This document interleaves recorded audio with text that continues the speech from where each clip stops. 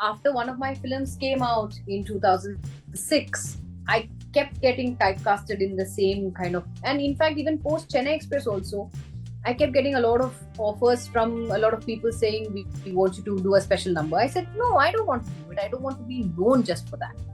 I purely did, if you're asking me about Chennai Express, I said I purely did that only for Shah Rukh Khan because I love him and I wanted to be opposite him. I have not done any audition till date for anything, even if there was a multi-star cast, I'm sure the girls must have been like, oh, is she getting a better role? Is she getting a more meteor role?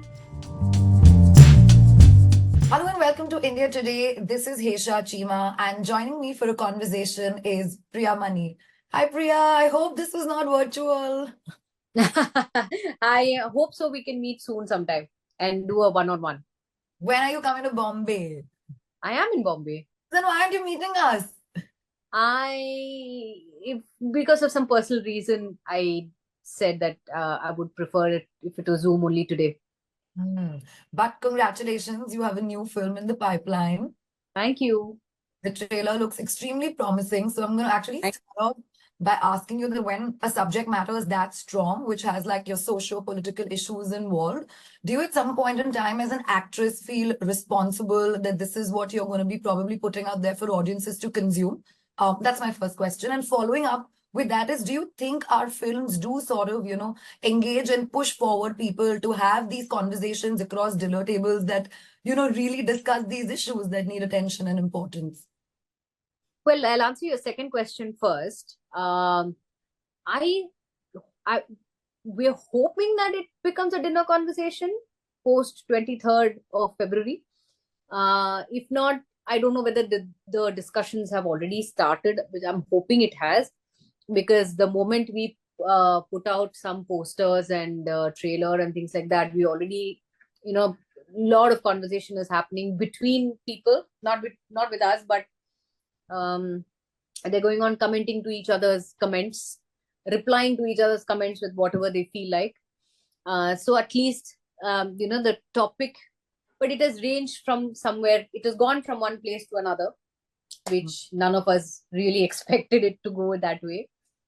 But yes, to answer your first question, when such a movie is being given to us, there is a sense of responsibility. Well, okay, let me put it this way. Any movie for that matter is we have to take it responsibly, or we have to be responsible for it, to the characters to look as convincing and as real as possible. But when something like this comes about, which is based on real life events, and which is it is a part of our history, which has gone down in our history as early as 2019, it is an added responsibility that such a story has to be told to people so that they realize that what exactly happened and how it happened. And I'm hoping that it's a topic of discussion, saying, my God, India actually did this, and hats off to everybody involved. Yami, the fact that you've been in an industry for a long time, you've been sort of oscillating between, say, one genre to another, one platform to another, one language to another. At this given point in time, what sort of conversations and dialogues you have with yourself when a particular project is offered to you for you to actually go ahead and then take it up? Well, honestly speaking, for me, it is the subject, the story.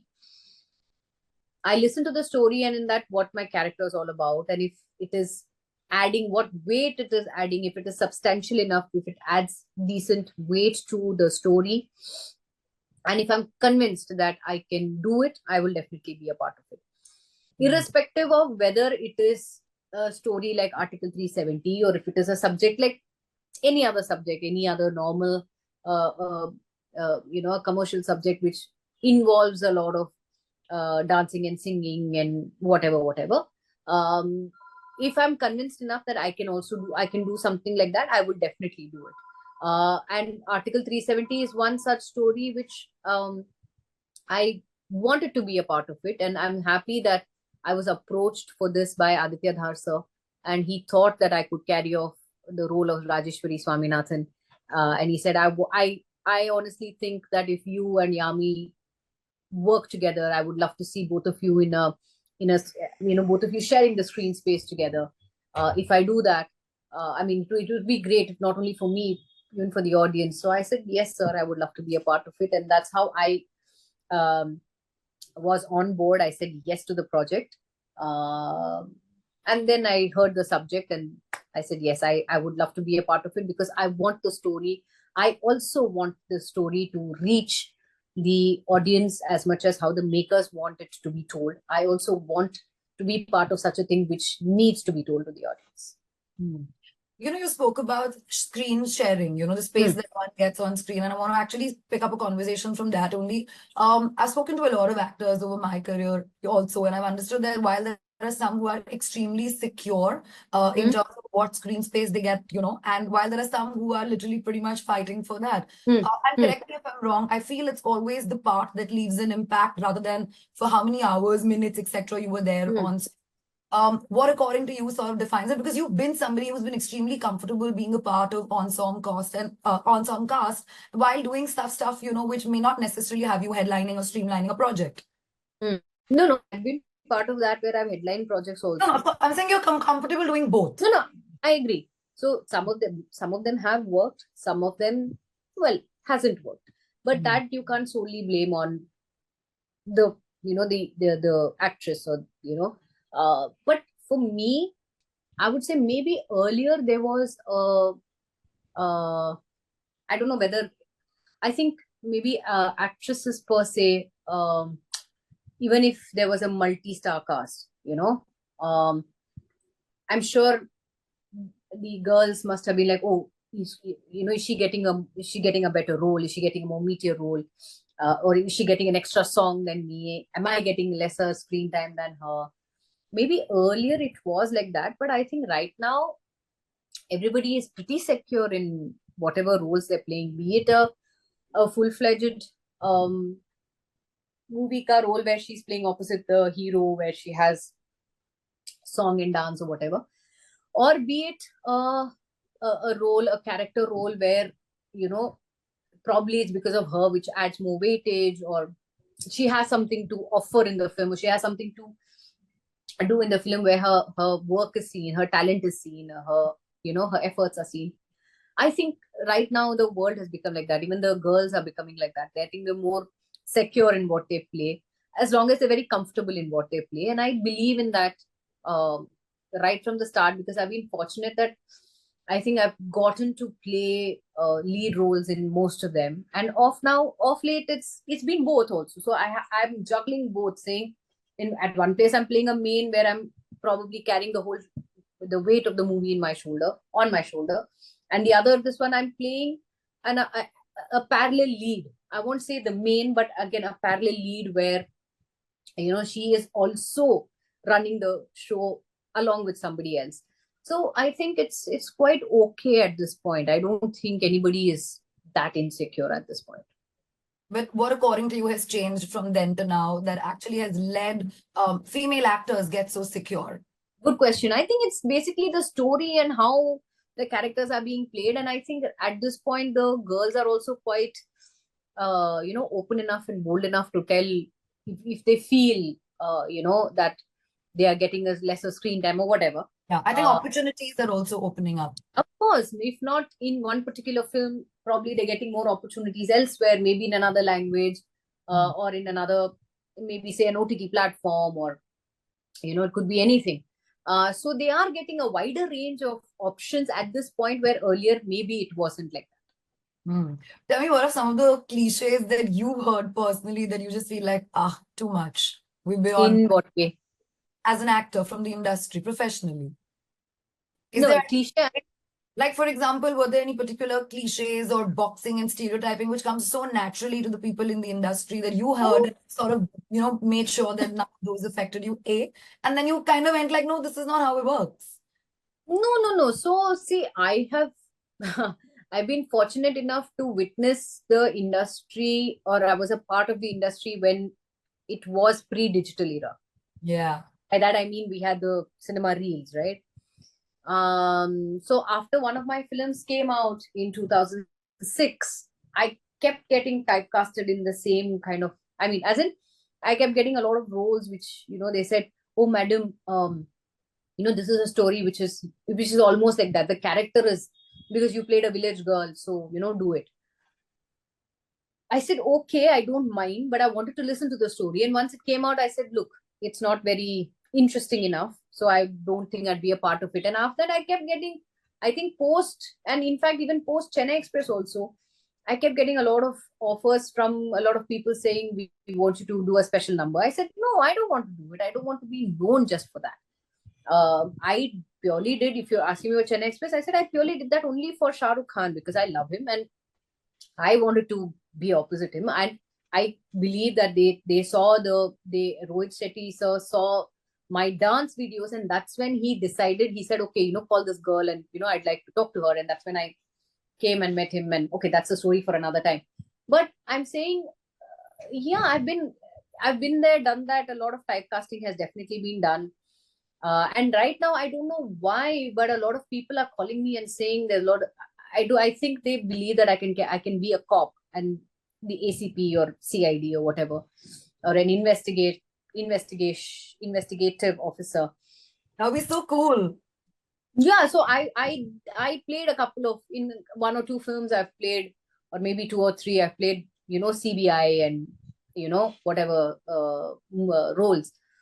And after that, even off late, I've been getting a lot of things saying, madam, this is a CBI officer, you're playing an investigative officer. And I said, look, I played that. Or batao, matlab, see, it's not wrong. I respect the fact that everybody called and they said, look, we want you to play this role. But I personally, I didn't want to be typecasted, and B, I didn't want to, keep repeating the same thing, so that I didn't want people to say, "Arey yaar, ye to yahi karegi." Matlab, I can see her only in this, or even earlier also. So I very politely declined all the offers, and I'm just waiting if something hatke, something out of the blue, something nice comes up. I would definitely love to be a part of it. So tell me, what particularly about this film really got you excited, and you said that, you know what, no matter what, I'm going to go ahead and do this no matter what? Number one was the call from Aditya Dhar. So he called me and he said, look, I want you to be a part of it. And number 2 was Yami. The third one, obviously, but obvious, the script, the story.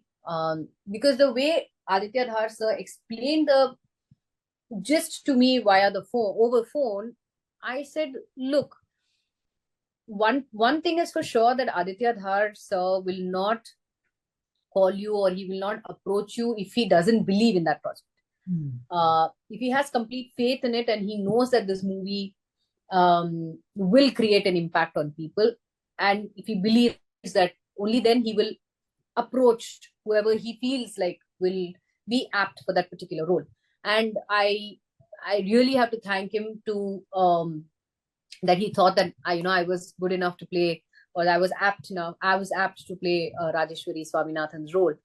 And then I heard the story from AJ, and I said, look, this, for me, what hit it off was the story of how India as such came together, and how they successfully carried out this mission to abrogate this article, and how they carried out this mission even without, they carried out this mission without a single life being lost. And this is a fact.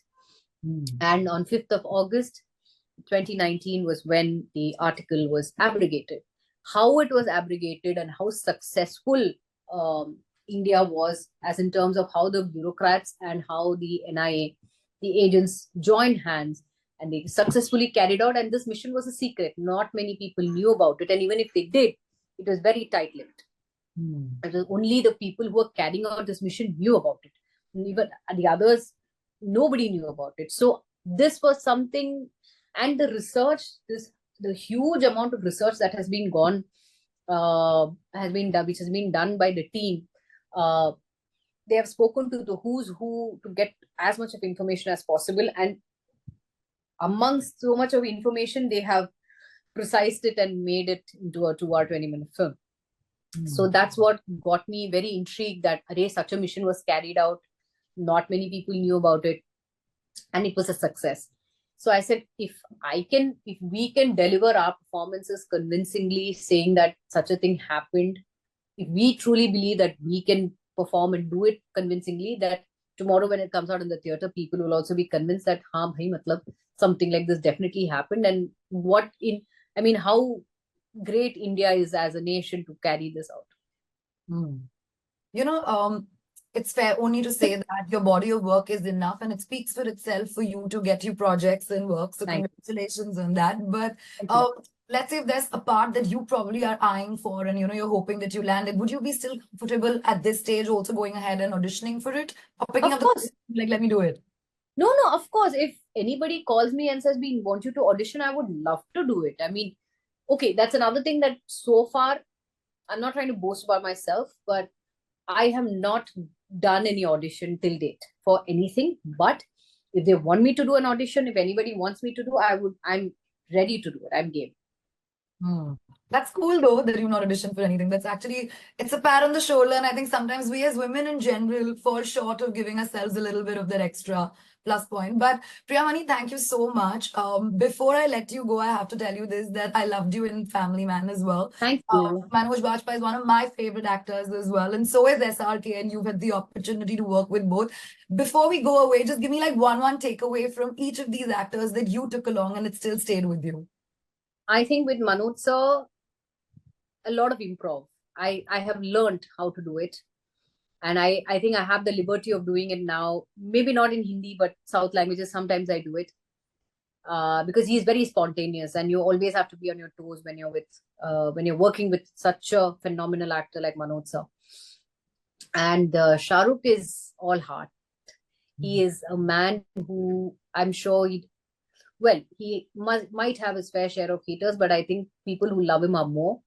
And he's such a humble, gentle soul, very nice man, and he's very courteous when it comes to anybody for that matter. It's not just women, it can be anybody. He's very courteous, he's very respectful, and that's the one thing that I've learned.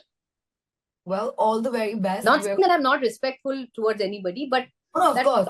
See, I'm saying it's so big that it generally rubs off on you, So when you're on another set, you generally tend to act like that person and say, oh, so some people are like, oh, ye kya ho gaya? Matlab, suddenly why are you acting like this? So you're like, no, there's something that I've picked up from.